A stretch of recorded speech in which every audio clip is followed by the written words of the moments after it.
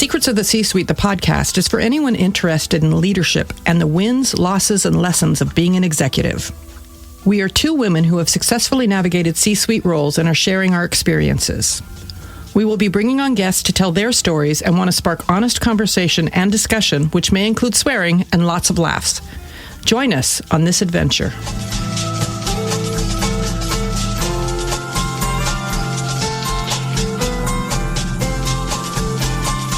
Welcome back to another episode of Secrets of the C-Suite, the podcast. Susan here, and I'm really excited about our guest today. I'll introduce him in just a minute. Charles DeSantis is a longtime friend of mine, and I admire so much about his career and his life, and we're going to get into it with him.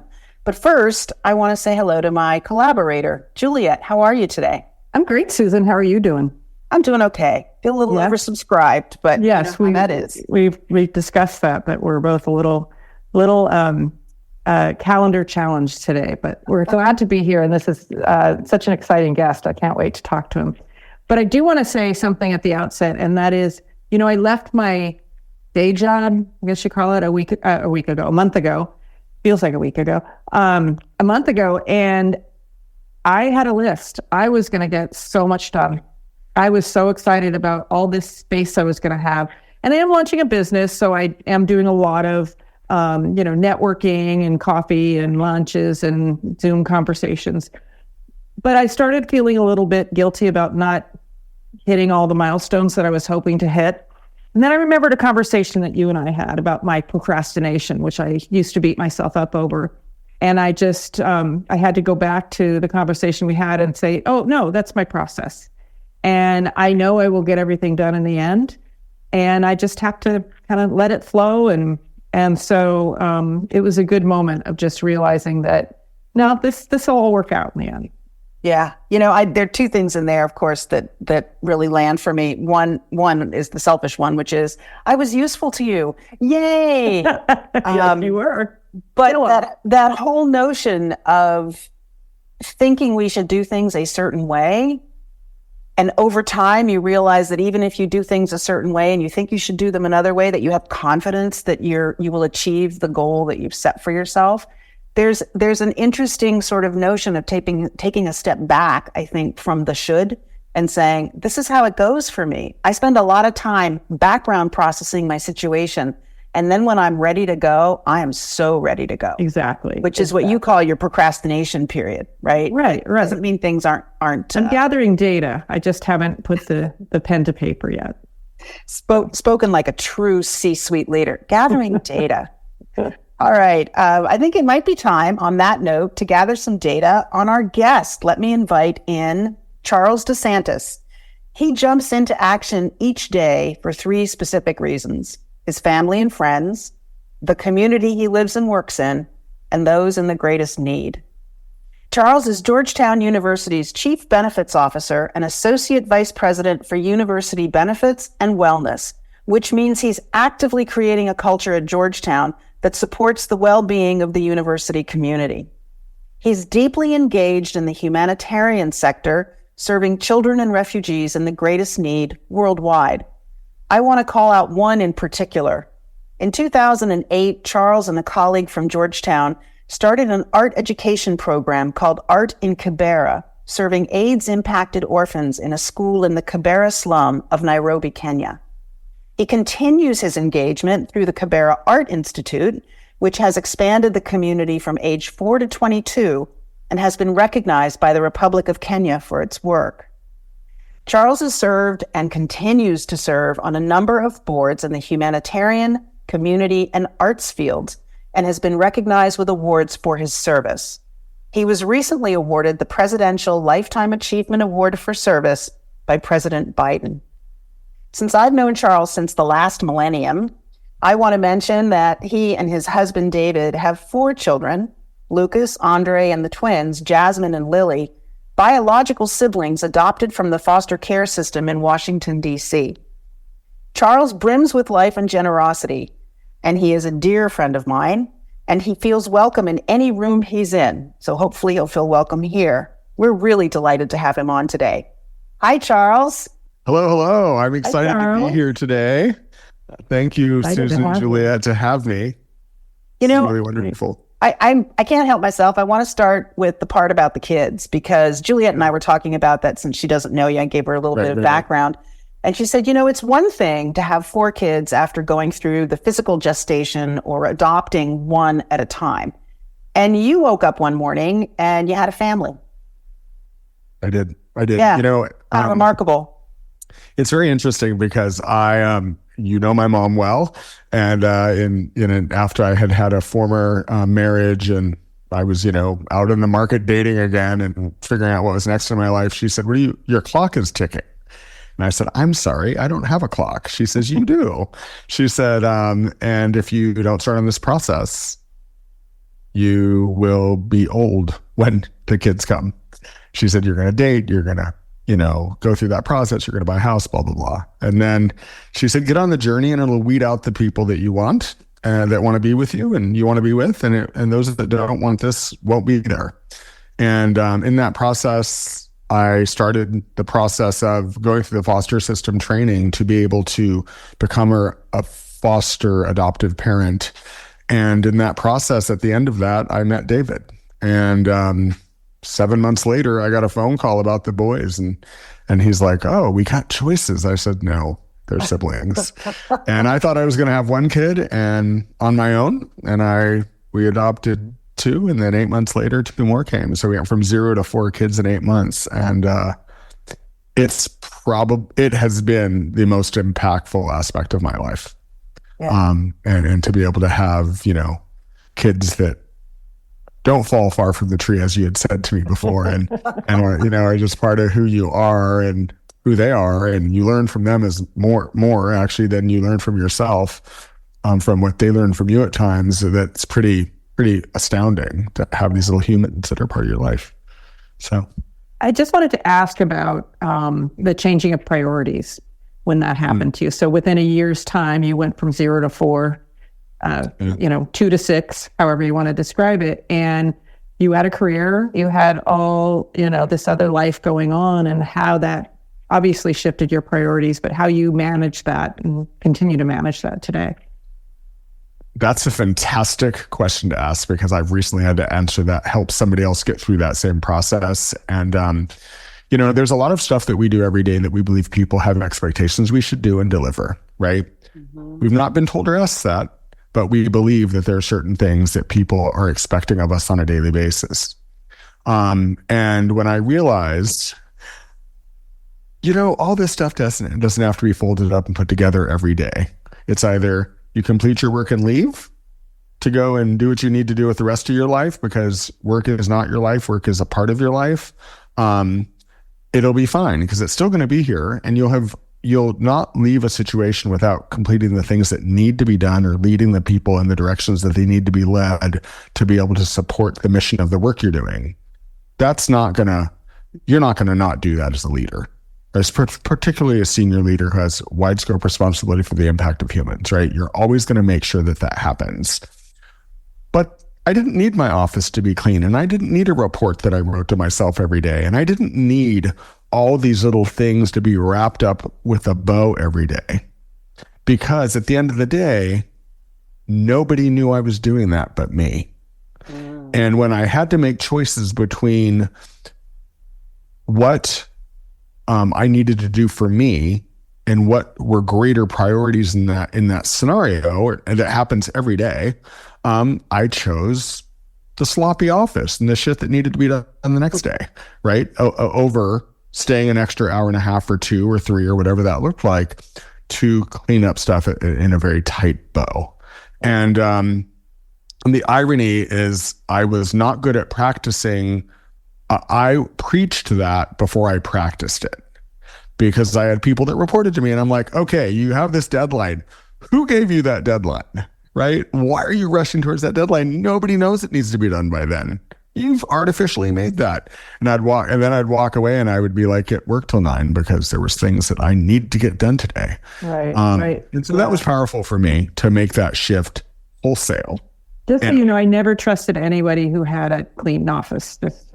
Well, you would certainly trust me now. Yeah, I was going to say all of us trust each other so much. Oh yeah, it would be very high trust right now. Yeah. Charles, has that balance or that perspective shifted as your kids have gotten older? You said the twins are now 11. You'll be 12 next week. Yep. Yeah. Well, what's interesting is when they were younger, and I was, I've been in my role I'm in my 19th year at Georgetown, and my role ostensibly is the same role, but it went from this to huge over these years. And what's interesting is when they were young and I was leading, we could manage them very differently because we controlled their scenarios, right? They at a certain time, they wore certain clothes. They went to certain things when you told them to, or when you took them, right? Now they have opinions. They wear what the hell they want. They eat when they're ready. They have sports. They have all these other things. So for me, I've had to learn to adjust as a leader to be what I would call multimobile or post-COVID transactional is what I call it. Yeah. Which is hard for me because I actually like showing up in an office every day. I actually like going to work. I don't technically work at home unless I really have to because this is my sanctuary.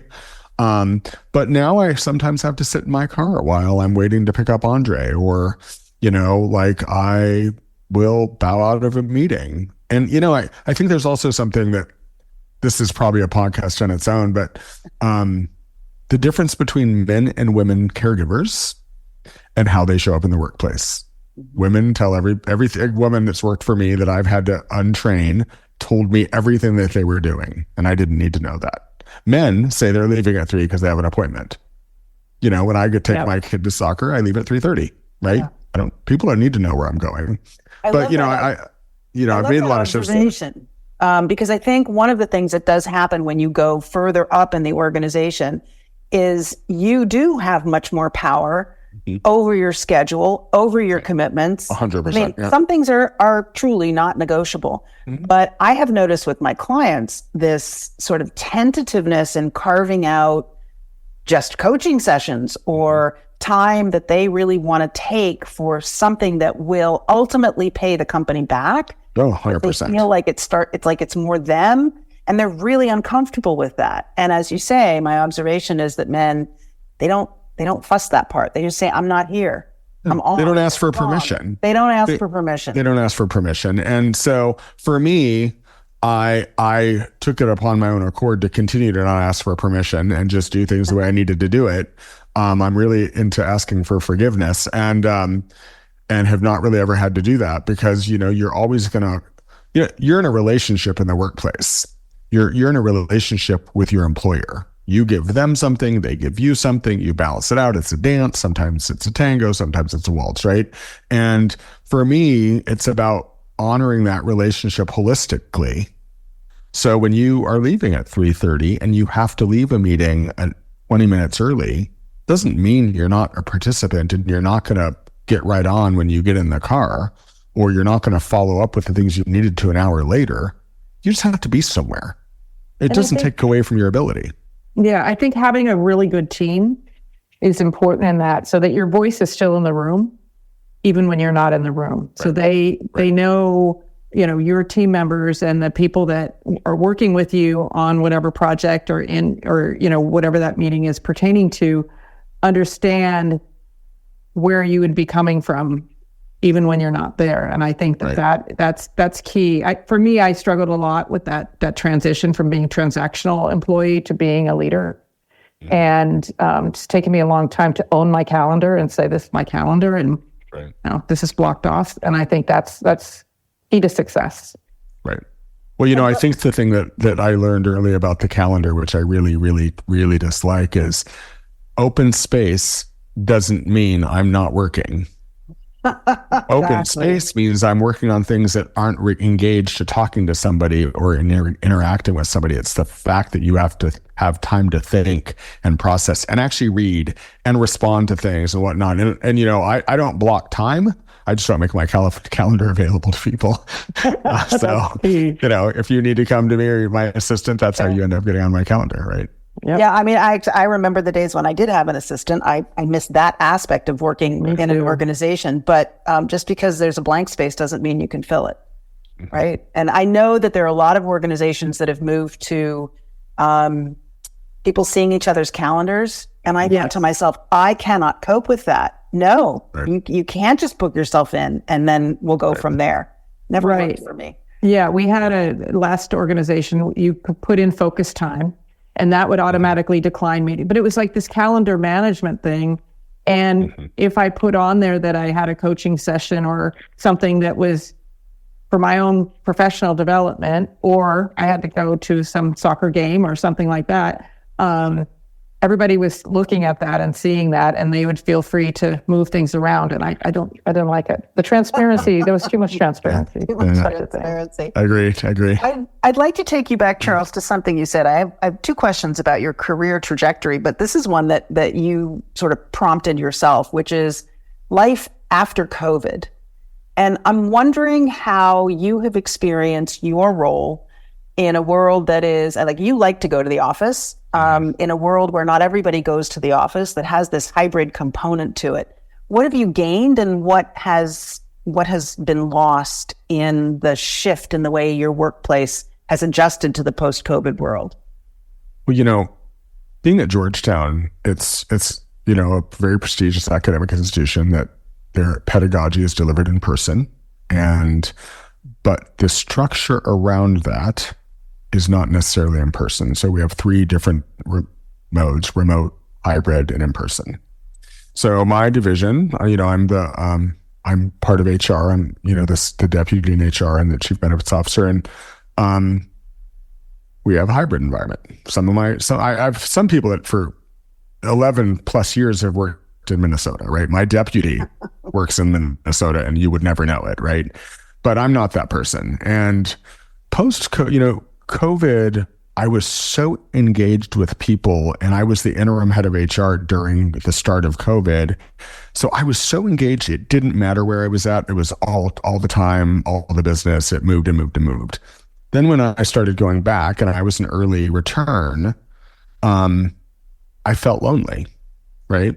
But people weren't back. And then when we did make a decision to have people come back in some format, the leadership that I'm part of decided we'd do hybrid, and that there would be 2 anchor days a week. And for me, I really love the interaction with people.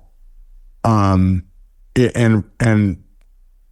what I gained is the fact that I've become even more efficient with my time, because when you're alone, you have a lot of time. And a lot of that time can be inefficiently used, which I will admit I sometimes inefficiently use it. And sometimes I'm laser quick at it.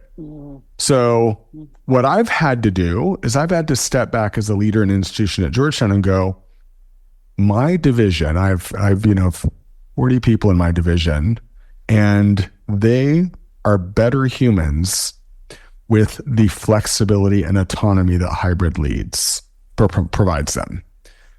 I'm not necessarily good at that, right? For myself. But, if for the mission of Georgetown and their effective ability and efficiency to serve at a higher level comes through them having this flexibility, then as David says to me, my husband, he says, you get paid to deal with that shit, right? And he's right? So 2 days a week I'm there and people are there. And 3 days a week, they kind of sometimes salt and pepper sprinkle in, right? Just there that the flavors around, but not a lot. And I've had to really learn for myself to not do inward, because what that does for an extrovert who I don't necessarily gain my power from other people. I do that in my own preservation mode, and then I bring it out in front of people. It makes you want to go in. And so what I've had to do is I've had to find a way on those days where I'm feeling lonely and lack productivity as a leader. And there's only one of me, right, that does what I do. So I like 5 of me I get to talk to that do this in other division. That's just me. I push myself out to the university, and I go and I visit people, and I work in spaces I normally don't work in, and I make sure I invite people to lunch. On that note, I'm popping in for a quick word. Hi, Susan here, and I'm really excited to share that I'm offering a group coaching program starting this October.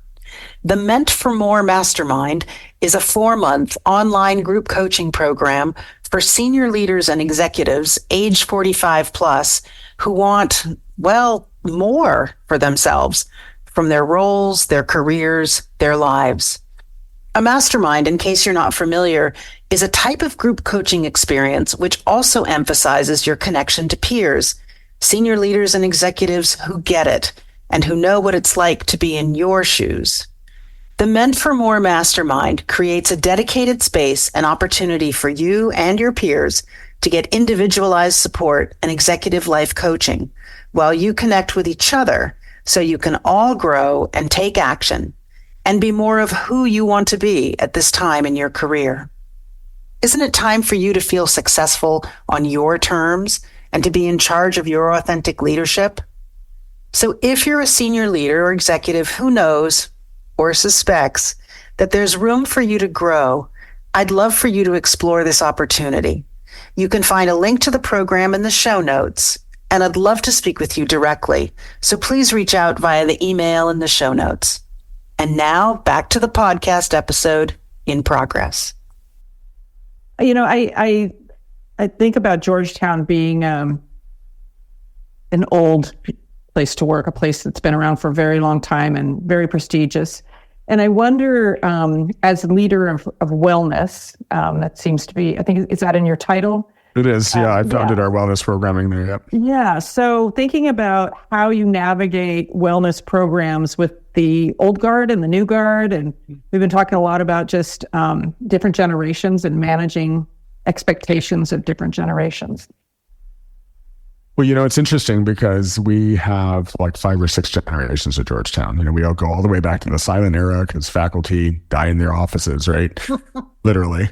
And we have the newest entrants, right? It's just what it is. And so you know what's interesting is you never know who's clued in to the most modern way of engaging or not. You know, you can't underestimate the 78-year-old who's very engaged, because sometimes they're like, oh no, don't write me a check, just Venmo me. You're like, oh, okay, right? Do you have Zelle? Oh, okay.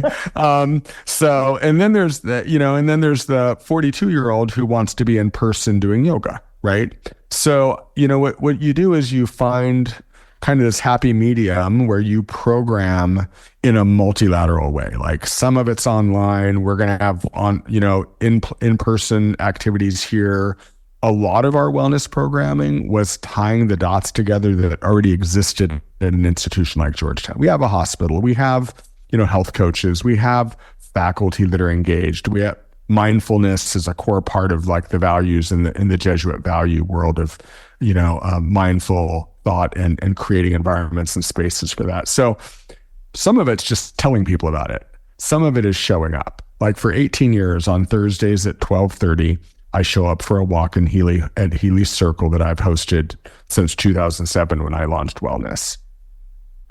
It's aspirational to think I can get people out there, right? Because sometimes it's all about walking your talk. I show up. Sometimes somebody's there. Sometimes they're not. Sometimes I invite a division and I have 25 people with me. Sometimes it's me walking the campus saying, I wish you had walked with me. Oh, are you going to join me on my walk today? Right. And so to me, it's about showing up and providing multi opportunities for people to engage, because right now there's no one way. There will never be one way again. And the truth is, there never was only one way. Right. You were losing people because we weren't thinking about how do people respond to data. Are they visual thinkers? Are they, processors where they talk out loud to hear themselves think? Well, it's knowing who you're engaging with too, right? For example, we have what I would call infrastructure, right? Our facilities, what I call the core people that make the institution happen, right? Like faculty and staff would be like twirling in the center of Healy Circle, or if in fact the facilities people didn't show up, right? It just would be horrific. For me to engage them, I need to go to them, right? They need me to show up for them. So the day we have, commencement, and I'm always processing in one of the graduations, I go at 8 a.m. and I see all the people that I know, and we take pictures together, and we embrace and talk about another great year, and you do that because you have to meet people on their journey. You have to meet them where they're at, and that's in everything we do. It sounds profoundly work-like. Oh, meet people where they're at. No, everywhere. When you're dealing with somebody at the market, and you're dealing with your spouse, and you're dealing with your kids, and you're dealing with your boss, you need to meet them where they're at. And you just hope that they reciprocate that. You hope that they meet you where you're at in the same relationship that you have with them. And I think that that's how you do programming, is you find ways to create a journey that people can show up. And I really love that people will call me at 2 p.m. on a Thursday and say, I couldn't make your walk. Could you be on campus in half an hour? Because my office is about half a mile off campus, off the proper campus. And I'm like, I'll meet you at the corner of 37th and O, right? They just want to you just want to be connected. They want to be cared about. And you want to care, and you want to be cared about enough that they want to call you to have that relationship with you. This whole line of discussion reminds me when Juliet was working in a construction company that had a large number of employees who were in the field. And the way to get company information to them and help them feel engaged and know what was going on was to go to the field. Mm-hmm. Yep. Like that was the only way that you could really ensure that at least you had some airtime with them, right? Because the other methods simply didn't work. We have people in the facilities area that end up, we go and sit there every week and offer answers and just let them walk in and drop in and, have a computer, and it's just their work does not allow them that otherwise. I think the facilities piece, I worked in a very complex nonprofit here in San Francisco, and the facilities, that building was old and disgusting, and there was a lot of dark corners that you didn't want to go into, and they had to do that hard work, and that was something that was really important to me, that we recognize them and remember the folks who are doing the hard work to make your life a lot easier. And I think that's key, and something that leaders can forget when they get too far away from the people who are doing the day-to-day grind. And I think that's wonderful that you do that and offer that. We didn't mention this. I didn't mention this in your introduction, but I happen to know, Charles, that you spent a portion of your early career in the private sector. Right. And now you are definitely in academia, which is a different kind of animal than private sector, but you also spend a lot of time dealing with the nonprofit space. So I'm wondering if you can share with us sort of a compare and contrast. Like what is it like being in academia that is different than the private sector? I would imagine it's more like a nonprofit world than a private sector company, but just for us and our listeners, how would you characterize your experience across these sectors? It's interesting because, academia is certainly nonprofit, right? And the variations of academia allow it to be more nonprofit or less nonprofit, right? We're kind of in the middle. I mean, we probably look like we're not nonprofit at all. And in fact, we're nonprofit. I worry about the budget all the time. But, when I was in the private sector, and I'll use when I was at the Gap, right? I was the head of HR administration at the Gap. You transacted in relation to shareholder value. This is the number one thing you did. And you had to try to the best of your ability, balance that with how you impacted the employee to ensure that they delivered the service, the manufacturing, the whatever, to result in great shareholder value. Right? In the academy, I was at Stanford first and now Georgetown for all this time. I've been in that sector now 25 years. You serve a mission that's part of a community that has a budget that you need to work in those constraints. And that requires a very, very specific and articulatable outcome for all the things you do, right? Like if the budget for benefits is $51 million, and that's what you anticipate it being for fiscal 25, it can't come in at $57 million.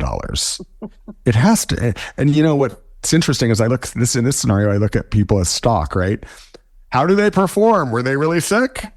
If they were really sick, it's going to cost us more. If they weren't, it's not, right? It's, you know what you're going into. You just hope for the best, and you hope trend and all those things allow it. Then there's this nonprofit world that I call it my paid and unpaid work, right? They're not different.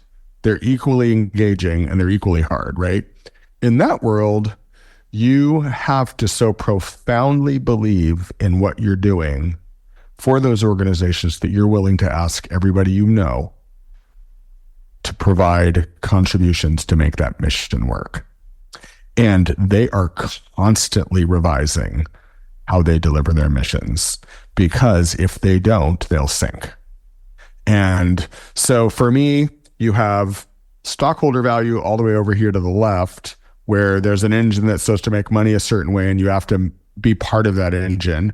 Then there's this middle mission-driven, very focused on outcomes, point of view that you have a certain envelope to stay within.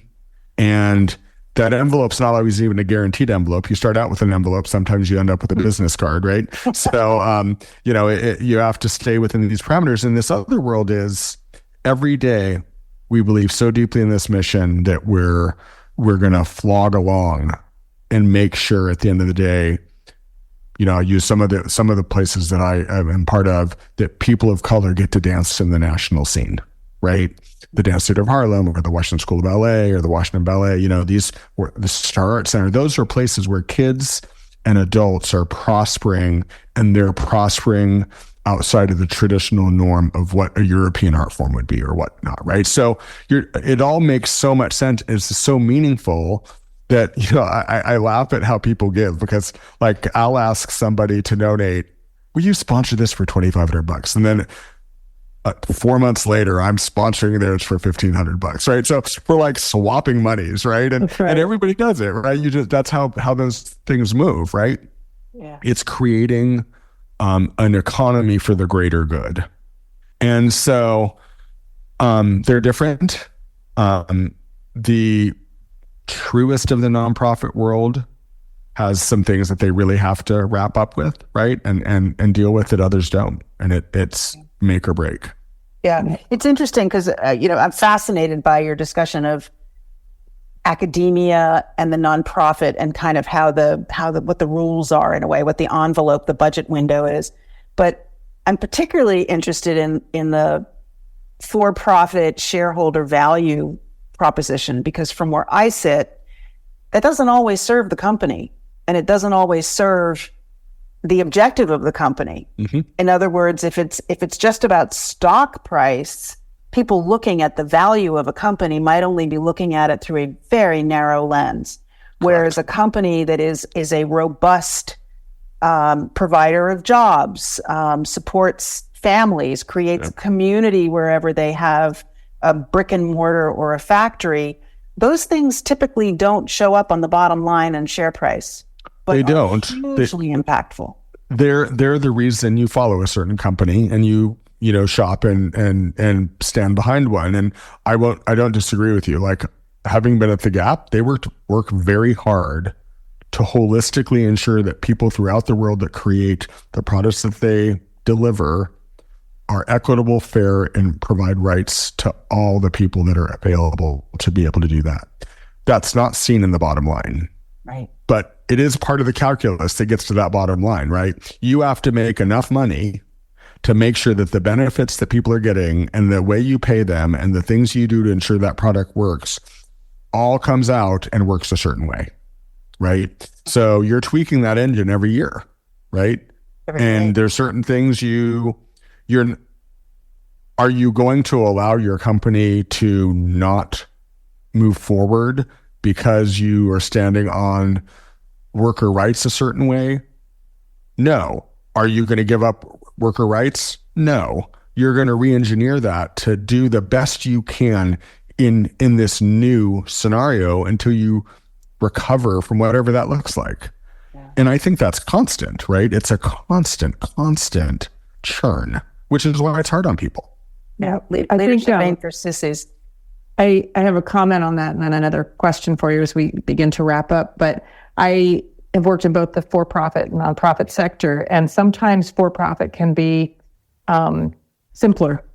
Because 100%. when you go into the nonprofit sector, every board member has a different reason for being there. Every, employee has a different reason for being there. And in the for-profit sector, it's simple. We're here to make money for the shareholders. And I just always felt like it's complicated underneath that, but it helps sometimes because you do get mission creep, and nonprofits tend to, be shapeshifters a little bit. And so I think that it's an interesting perspective. We do have, this podcast is called Secrets of the C-Suite, so I can't help but ask you, what is one or two secrets that you would like to share with our listeners about the C-Suite? I don't know if this is necessarily a secret, but it's lonely being a C-level executive. You have nobody else that does what you do, and you have to really have intrinsic and deep relationships with people to be able to trust where you're going to go when you're in your hardest times. The other thing that I think is really important is you have to have a very large connection to self-care. I think that C-level executives do not do that well. And that's an early on thing, right? You need to gain those skills early on, and you need to continually develop them. And you really need a place that's unconnected to who you are to go for mentorship. Having somebody outside of your norm to actually go to somebody and say, really, where am I at here, right? Has been phenomenal in my career to have had that, right? And I still have it, and I use it pretty regularly. And the other thing that I was taught when I was 37, right when I got to Georgetown, 38 years old, I had just started this work in Kenya, and a former mentor's spouse flew from Stanford to see me to say, I want you to know that you starting in a very high level role that could be your career, and ostensibly has been my career, right? She said, please find something equally important to you that's not at work. Because this may be your loving community and all the things that it's going to be, but it's also an employer. And there will be times where there will be employment and employer decisions that are made that will not feel like a community. And if you give it all to this and you don't have another place to rest and have a connection to, you will be hurt. And it will not be intentional.